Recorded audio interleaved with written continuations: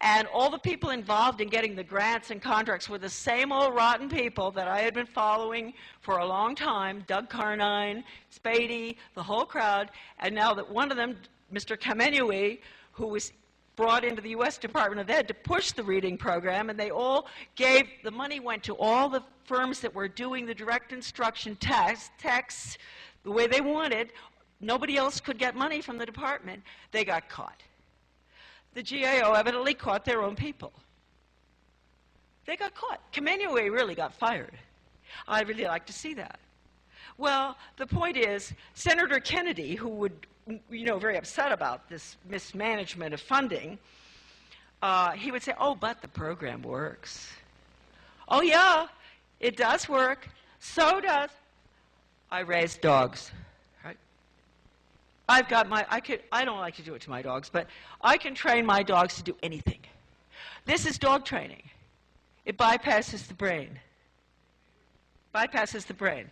And as Wilhelm Wundt said, he's the one who, I've got quotes here from him, who came up with all of this. I'll get this here. I'll read you a bit about it. There aren't very many copies of this back there, and they cost $1, so all of you rush back right now and get one. It's called Revolution in Education, Soviet Style. Revolution in Education, Soviet Style. Okay. William Maximilian Wundt. He started this whole thing, and then Dewey and Thorndike and all the rest jump on board, and Skinner and Bloom and Block and Spady and you name it, and the U.S. Department of Ed, the computer guys, technology, all in bed together, because you have to have it for workforce training, which is what we're going into because we're a corporate fascist state, put in by Ronald Reagan, by the way. I was the liaison with the White House for implementing the public-private partnerships. And I was told, when I questioned that, I said, gee, I'm not very well educated, but what are you doing here in the White House? Isn't a public-private partnership corporate fascism? Oh, Charlotte, I don't know whether we ever looked at it that way. All right, so look at it. That's it. It's for the corporations. We've got to have the dog training for the Mickey Mouse skills that are going to that are required of the worker in this country now. But in getting a little bit back to the Wilhelm Wundt in Leipzig and Leipzig, Germany, he said, a thing made sense and was worth pursuing if it could be measured, quantified, and scientifically demonstrated. Isn't that what we're doing now with outcomes-based ed? That's what they keep talking about, measuring, quantifying, scientific-based research. That's all we hear. Seeing no way to do this with the human soul, Wundt proposed that psychology concern itself solely with experience. At that time, psychology meant simply the study-ology of the soul, psyche. They changed that. He said, it truly appears to be a waste of energy to keep returning to such aimless discussions about the nature of the psyche, which were in vogue for a while, and practically still are, instead, rather of applying one's energies where they will produce real results. All right, results-based, outcomes-based, goals-based, scientific research-based. Look, nobody can tell me every single thing going into the United States schools right now, and, excuse me, Christian schools too, they've fallen for it. I don't know why. The Christian, some of the fundamentalist Christian schools have got this kind of thing going on. They've got their ACE program, Accelerated Christian Education. And, they're continuing with the Skinner method. The little red flag pops up, or the American flag pops up when the kid gets something right. And then I say to them, how dare you go to the school board meeting and complain about the teaching of evolution? And then you've got your whole school curriculum is based on it. This is neurological response. I mean, look, you go to the doctor, he's a rubber hammer, he hits your knee, it goes, boop.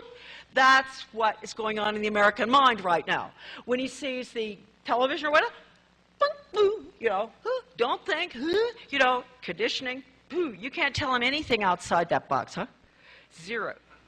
Now, there is a really good, really easy to download on American Deception. There's a test, and you have to type in this name, Hignite, Hignite.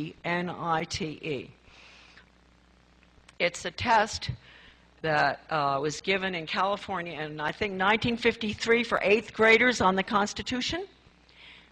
And Kenny, just in the search engine, when the homepage pops up on American Deception, Kenny got 99. Excellent.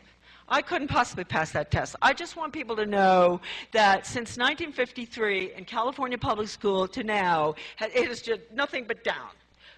Piles of money in, disaster for academics, total success for value change and conditioning because of all the programs that I have outlined in this book that I hope you will order or at least read on the internet because it's free, Deliberate Dumbing Down of America. This little book here, Back to Basics, was written in 1985. I don't sell it anymore. I don't have any. In this book, I really explained what I saw in the Department of Education. It's all in the black book, too. It's included in here. But this is a nice little book, and the reason I mention it is it's called Back to Basics Reform, or OBE, Outcome-Based Ed, Skinnerian International Curriculum. That's what's going in around the world. It's not just here. And then at the bottom, Charlotte always has to be very mouthy.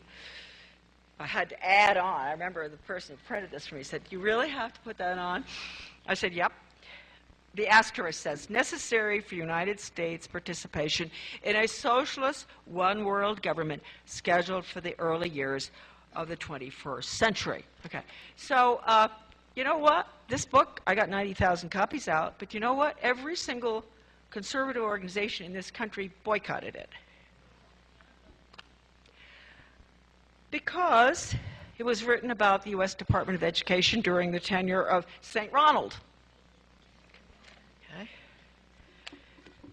Now, a few quotes. That's what I came for, to give you these nasty quotes. Okay. As if I have to prove to any of you what's happened. I always have liked this Alexander Solzhenitsyn quote. It really means a lot. And by the way, he has his new book out, 200 Years Together, or whatever. I think it's very important. It's been translated. It'll be out soon. Be sure to get it. Here's this quote from Solzhenitsyn. Coexistence on this tightly knit earth.